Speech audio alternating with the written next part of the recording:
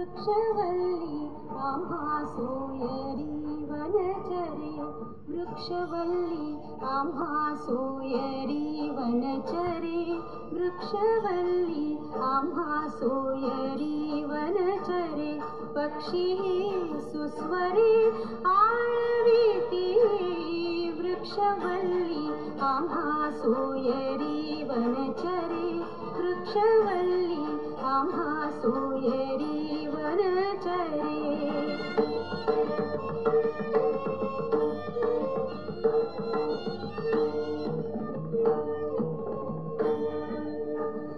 येणे सुखेरुचे एकांताचा वास, येणे सुखेरुचे एकांताचा वास, नाही गुणदोष अंगा येत, वृक्षवल्ली आम्हा सोयरी वनचरे, वृक्षवल्ली आम्हा सोयरी वनचरे।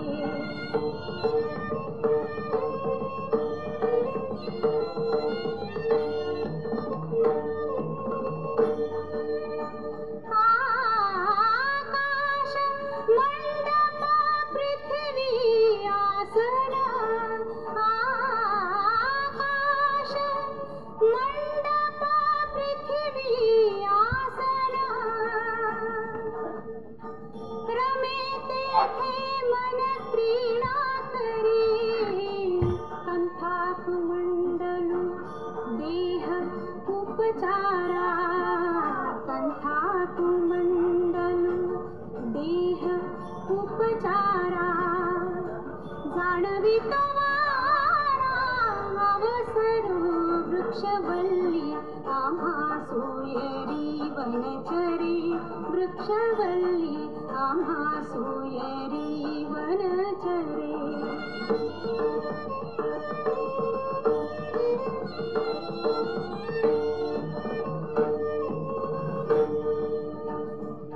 हरिकथा भोजन परवडी विस्तार, हरिकथा भोजन परवडी विस्तार, हरिकथा।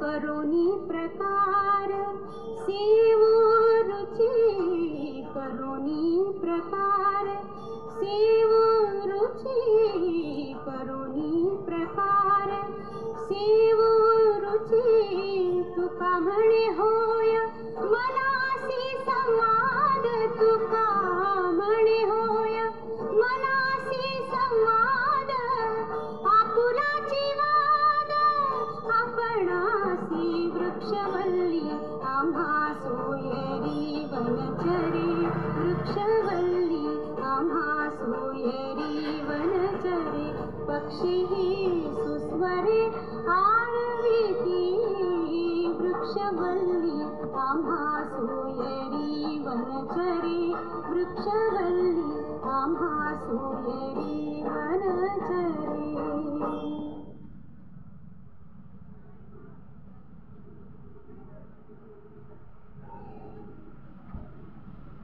नमस्कार शेतकरी मित्रांनो, राम राम। शेतकऱ्यांची शेतीशाळा प्राकृतिक आधुनिक कृषी शोध प्रशिक्षण संस्था रामपुरी बुद्रुकमध्ये आपले सहर्ष स्वागत आहे। आज मित्रांनो,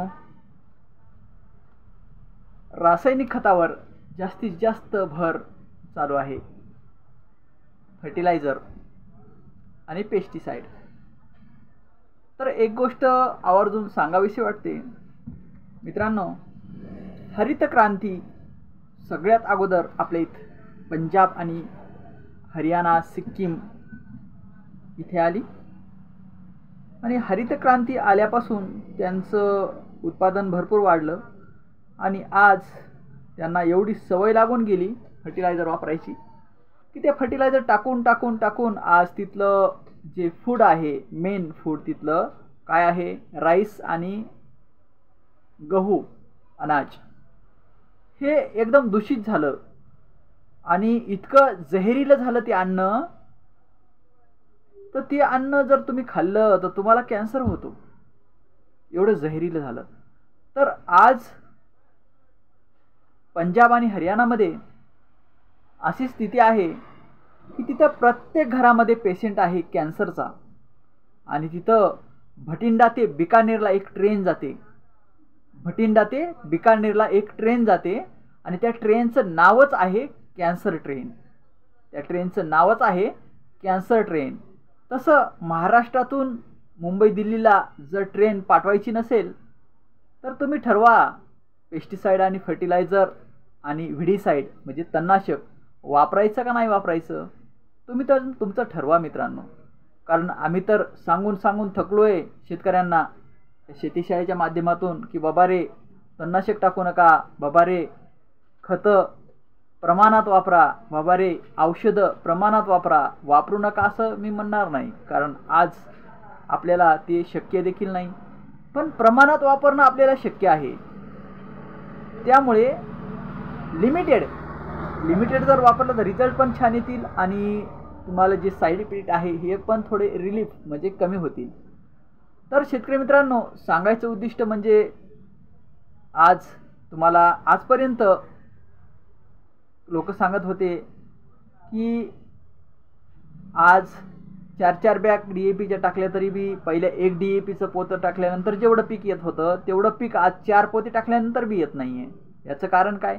याचं कारण मित्रांनो, आपल्या ज्या सॉईलमध्ये soil so of implement life हजारो लाखो करोडो जीवो की माँ म्हणजे सॉईल. तर आपल्या हे सॉईलमध्ये जे पहिल्या वेळेस म्हणजे 30 वर्षाच्या अगोदर जे कार्बन पर्सेंटेज होती, ही कार्बन पर्सेंटेज होती मित्रांनो जवळपास 0.80, 0.90, 0.1 1%, 1.25%, 1.5, 1.3 अशी होती. आणि आजच्या घडीला जर तुम्ही माती परीक्षण केलं असेल तर तुम्हाला माहिती असेल की आजच्या घडीला जर कार्बन पर्सेंटेज जर आपण पाहिली तर मित्रांनो 0.15 पासून सुरुवात होती तर 0.40ला स्टॉप होती. 0.40, 0.50 देखील नाही आहे कुठं. फक्त जे समजा ज्या जमिनीमध्ये पाणी वॉटर जास्त लिचिंग होतं अशा जमिनीमध्येच फक्त 0.5 म्हणजे 0.53, 0.52, 0.50 असं कार्बन पर्सेंटेज किंवा OC ऑर्गॅनिक कार्बन त्याला म्हणतो हे सापडतं. तर मित्रांनो, याच्यावरून आपल्या लक्षात येतं की आपल्या जमिनीची सुपीकता ही किती खालावत गेली आहे. ती कशामुळे गेली आहे? रासायनिक खताच्या असमतोल वापरामुळं. आणि रासायनिक खताच्या असमतोल वापरामुळे आपल्या जमिनी खराब झाल्या. तर रासायनिक खताचा वापर करायचा नाही का? करायचा, पण समतोल प्रमाणात करायचा.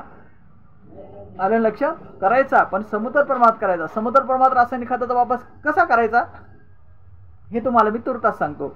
उदाहरणार्थ आपलं 1 एकर जमीन आहे, क्षेत्र 1 एकर आहे. 1 एकर क्षेत्रासाठी आपल्याला 2 बॅग खताचे वापरायचे आहेत. आलं लक्षात? 2 बॅग म्हणजे 100 किलो खत आपल्याला टाकायचं आहे. 100 किलो खत आपल्याला टाकायचं आहे ना, तर 100 किलोमध्ये तुम्ही काय करा, 65% घ्या NPK. आलं लक्षात? 65% घ्या NPK, नत्र, स्फुरद आणि पालाश. 25% घ्या कॅल्शियम, मॅग्नेशियम आणि सल्फर. 25% घ्या कॅल्शियम, मॅग्नेशियम आणि सल्फर. आणि 15% घ्या जस्त, लोह, मंगल, बोरॉन, कॉपर, मॉलिब्डेनम आणि क्लोरीन मायक्रोन्यूट्रन्स. अशा प्रकारे 65, 25 आणि 15 बरोबर किती झालं? 100 kg. अशा पद्धतीनं खताचं व्यवस्थापन करा मित्रांनो. अशा पद्धतीने तुम्ही खताचं व्यवस्थापन जर केलं तर तुमच्या जमिनीमध्ये भरघोस आणि दर्जेदार उत्पादन तुम्हाला मिळून जाईल आणि तुमच्या जमिनीचा पोत पण ऑटोमॅटिक सुधार होईल. आलं लक्षात? तर थँक्यू मित्रांनो, धन्यवाद. खताचा वापर कसा करायचा हे लक्षात आलं. नमस्कार, राम राम.